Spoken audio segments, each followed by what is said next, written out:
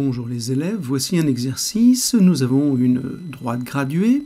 Dessus, vous avez des points qui sont placés. Dans un premier temps, vous allez devoir lire les abscisses de ces points. On vous demande de lire les abscisses en fractions ici. Ensuite, je vous donne les abscisses et vous devez placer des points sur la même droite graduée. Alors, je vous laisse traiter cet exercice. On se retrouve pour la correction. Donc première question, quelle est l'abscisse du point A, du point B, du point C?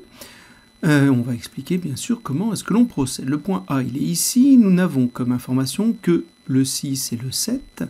Donc entre 6 et 7, nous avons une unité que nous avons partagée en 5 morceaux de même taille. On a donc partagé l'unité en 5, donc chaque petit morceau représente un cinquième. Donc là, un cinquième, un autre cinquième, un cinquième, un cinquième, un cinquième, etc. Alors pour le point A, il est ici, il est à 6 unités, moins 1, 2 cinquièmes. Ceci, on pourrait le laisser comme ça, mais si on veut donner la réponse en une seule fraction, on va devoir faire ce calcul. Or, pour calculer un nombre entier moins une fraction, il va falloir que l'on transforme notre nombre entier en fraction avec le même dénominateur. Alors 6, c'est combien de cinquièmes? Alors on peut réfléchir comme ça et dire tout de suite que 6, mais c'est 30 cinquièmes, puisque 30 divisé par 5, ça fait 6. Ou bien, on pourrait ici écrire aussi que 6 est 6 sur 1. Et donc on va multiplier le dénominateur et le numérateur par 5, on obtiendra également 30 cinquièmes. 30 cinquièmes moins 2 cinquièmes, on obtient bien 28 cinquièmes, c'est l'abscisse du point A.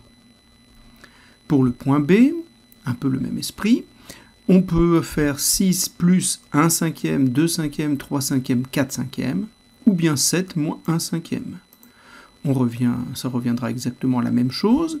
Même situation que précédemment, nous allons devoir ajouter un nombre entier et une fraction. Pour cela, il faut que nous ayons le même dénominateur, des cinquièmes. 6, c'est toujours 30 cinquièmes, plus 4 cinquièmes, on aura bien donc 34 cinquièmes. C'est l'abscisse du point B.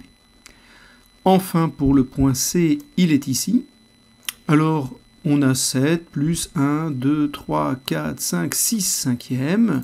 On peut l'écrire comme ça. J'ai encore utilisé la même méthode, sauf que 7, c'est pas 30 cinquièmes, mais 35 cinquièmes, puisque 35 divisé par 5, ça fait 7.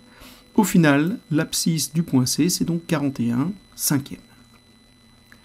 Deuxième question, placer les points maintenant d'abscisse, 31 cinquièmes, etc.